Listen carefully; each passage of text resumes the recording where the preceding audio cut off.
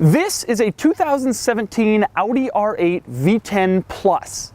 10 years ago, when the R8 first came out, there was just a V8 engine. There was no V10, and there was no Plus. And the original R8 had a base price of only $110,000.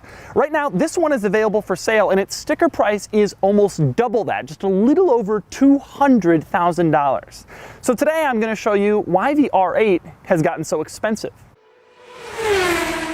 I'll start with the most obvious thing, the engine. Now, the original R8 V8 back in 2008 had only 420 horsepower, which isn't really all that much by modern standards. This thing has a 5.2-liter V10 with 610 horsepower, which is massive. And trust me, that isn't even close to the only difference. To find out all the other reasons why the R8 has gotten so expensive, I'm going to show you around this thing. I'm going to give you a tour and show you all of its cool quirks and weird features. Then I'm going to get it out on the road and drive it. And finally, I'm going to give it a Doug score. I should mention that I've borrowed this R8 from Audi Bridgewater here in New Jersey, and they have two brand new R8s currently in stock. They also have a bunch of the newly redesigned SQ5s, and I'll consider today a huge success if I can walk out of here without impulsively buying one. Now, on to the quirks. I'll start on the outside with the R8's door handles. Now, I praised the old R8 because it hadn't yet succumbed to the industry trend of putting weird door handles on exotic cars. Well, the new R8 has kind of a weird door handle. You'll notice you don't see it when you first look at the car. It's just flush and beautiful. Instead, you have to kind of reach your hand around underneath until you find the door handle and then loop your fingers, and then you can open the door. It's not that weird, but it's not exactly normal either. The coolest exterior quirk in this car, maybe the coolest quirk in the entire car, is these turn signals. Take a look at these things. The top part is cool enough just based on its design, but the bottom bit is what's really neat. It sort of lights up in the direction that you're going to let other drivers know exactly where you're turning. This is the coolest turn signal in the car industry right now. One of the other interesting exterior quirks of this car is the trunk. Now, just like in the original R8, the trunk panel is massive. So you open this and you think it's going to be this huge trunk, but then it isn't really. It's not all that big, just like in the original R8. Unlike in the original R8, however, this one has nets in the cargo area. So it looks like kind of a little cargo tennis court going on here. Moving on to the interior, my favorite thing you notice the second you get inside the car is this floating array of climate controls. This is so cool. They look really futuristic, and most importantly, they feel amazing. They're not jiggly at all like you'd expect, considering they just kind of dangle there. It's really good design, and it's really well built. Another thing about these climate control buttons, they're not just attractive, they are tremendously intuitive. If you work for a car company as an engineer in the climate control buttons department, take notes. On the left, air conditioning speed. Turn it up for more, turn it down for less. That's easy. In the middle, temperature. Up for more, down for less. And the button on the right directs where the air goes. As you move it, you change where the air comes out. And there's a little diagram there that shows where the air comes out each time you move it. It is brilliant. On the bottom, if you want defrost, off, or the rear defroster, you press those buttons. It's an entire climate control system summarized in 3 buttons and 3 switches. So how come in every other car is there so much stuff? They should all be just like this. Next up, let's talk about the steering wheel. Now, every exotic car is trying to get more and more stuff on the steering wheel so you don't have to take your hands off the wheel. And this one is no exception, but this car has some especially interesting things on its steering wheel. On the right, you have the bright red engine start-stop button. That is to be expected. Less expected is right below it. That's the exhaust button. You want more exhaust?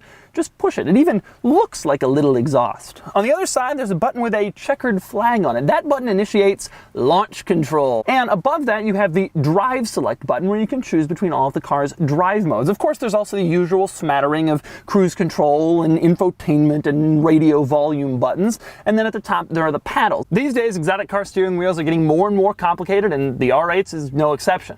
Another interesting feature of this car, located right here behind the driver's seat, is the hood release button. Now, that might not sound all that interesting, but check this out. You buy a new car, you probably don't have to get under the hood all that often, and it's all under warranty. The dealer does all that stuff for you. But push the hood release button in this car.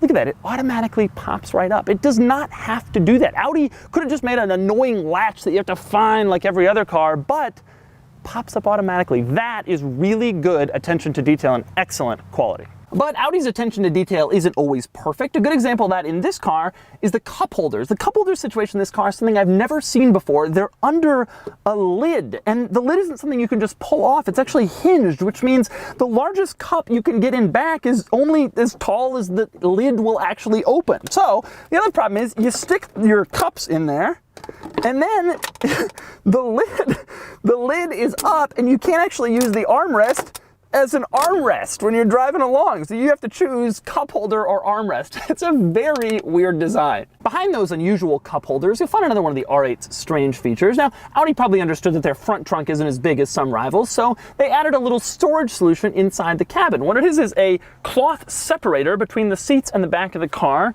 where you can put stuff behind. The weird thing about this particular separator is that it has little zippered pockets for stuff you don't want to move around. It's actually a pretty good solution, although an unusual one in an exotic sports car. But back to Audi's excellent attention to detail. When the car is in park, a little red P appears right here next to the gear selector. But the second you move the car out of park, the P disappears. The whole gear just is gone, so you never have to think about the travesty of parking your R8. It's something small that most people would notice, but I personally think it's kind of cool. When you want to park the car again, you press the P button on the gear selector and the P pops right back up. But the coolest part of this interior is by far the gauge cluster, which is undoubtedly the most advanced gauge cluster in the car industry right now. Now, I know it's used in a lot of modern Audis, but in case you haven't seen it, allow me to walk you through some of the coolest things about it. Let's start with the fact that it's just a giant screen, no gauges, and completely configurable. You want your tachometer to take up most of it? That's fine. You want your phone contacts and call info? That's fine too. But check out the coolest part. This giant 3D map literally shows you where you are, and it's oriented in the direction you're pointing. Look up, that's where you are. Look down, that's where you are too. You can also adjust that center display screen down here with these buttons in the center console. Maybe the coolest part is the typing feature. Want to tell the navigation system to take you somewhere? You don't need to mess with scrolling through a keyboard or trying to get it to recognize your voice. Just use this thing down here to type what you want. It's amazingly easy. This is a feature only a few navigation systems have right now, but they will all have it soon. Even deleting is intuitive. Just swipe your hand back and it deletes the last character you typed. Between that and the display located right below your line of sight, it's probably the first navigation system that's easier to use than just plugging the destination into your phone. So the R8 has a surprising amount of cool features and weird quirks, and now it's time to get it out on the road and drive it. For more of my R8 experience, click the link below to go to autotrader.com/oversteer, where I've got a column with more of my thoughts on the R8, and I've got a list of the cheapest V10 powered cars currently listed for sale on AutoTrader.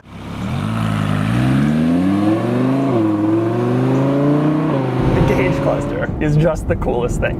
All the new Audis have this, so this isn't that amazing for just the R8, but if you haven't seen this yet, this is this is so cool. I'm looking at the road we're traveling, in the direction we're traveling in. This has got to be, what, a 6-inch screen or something like that? And it's completely color, and there's, you know, my speedo and my tach are still there. It's not even distracting, really. It's more distracting when you're down here fiddling with this stuff. This is so cool.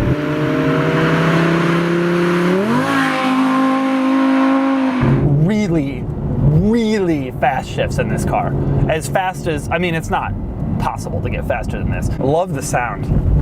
I just drove a V8 R8, which I love because it's such a pure car and it's not that powerful and all that, but it's not this crazy. This thing is a monster. This car is also so far more technically advanced than the first generation R8 that it's crazy. You can just tell instantly. It's more futuristic with these little air conditioning controls in the center and the gauge cluster. Everything just seems like it's on the next level. It doesn't have the same feeling of coolness that the R8 first had when it came out back in 08, where it was like, oh my God, what is that? That's an Audi? Now everybody's kind of familiarized themselves with the design, but sitting inside it, I feel even cooler than that with this cockpit thing. It's unbelievable how cool this is. All right, back to, now we got some space. Okay, let's drive this thing. Oh. Wow. Oh my God. Oh my God. Well, that's pretty quick. Oh, it's so flat around the corner. Oh, the steering is so much more precise than LFA. It's so precise. I don't think it's quite as precise as Huracan, believe it or not. I think that the Huracan is just a little bit more, has better turn-in, but still, this thing is unreal. It's amazing in the corners, dead flat. This is one of the best. This is absolutely one of the best. Huracan, when you turn the wheel, like no car I've ever driven, it's just boom, boom, boom. It's like those spaceships in Into the Independence Day movies, like you turn, boom. And this car is damn close, obviously. I mean, this is up there with all the best, the 488 and everything like that. But I just think they're just the slightest little bit off. Huracan was just so incredible in that respect.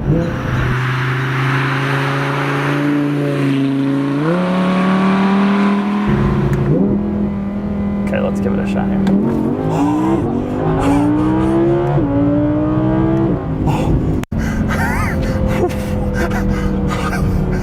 Oh my God. Wow, that is wild. What is this car? That is crazy. That is crazy, crazy speed. Wow. I'll tell you, that was some of the sharpest acceleration I've ever felt. Now, I have to admit, I cheated and looked up this car 0 to 60 before I came here, and I know that this car is actually one of the quickest cars ever sold. This car does 0 to 60 in something like 2.9, 2.8 seconds, which is up there with, I mean, that's quicker than 488, partially, I presume, because it has an all-wheel drive start. There's no roller coaster I've ever been on that felt like that. There's no, the feeling you get initially when you first do that, and when this like feeling of speed washes over you, I don't know that like my body has ever gone, wow, that was massively fast.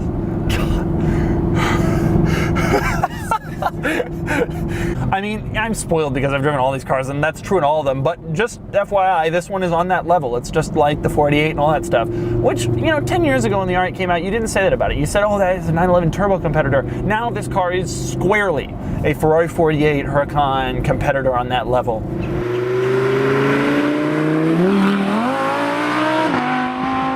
And so that's the 2017 Audi R8 V10 Plus. No, at $200,000, it isn't as affordable as the original model, but it has something like 50% more horsepower than the original R8, and it now does 0 to 60 in like 3 seconds or less, or that crazy launch control. It's like the little sports car that grew up and went through school and has emerged a full-fledged exotic supercar. And now, time to give it a Doug score. Starting with the weekend categories and styling, the R8 V10 Plus is an attractive car, certainly in the upper echelons, but not one of the all-time greats. It gets an 8 out of 10.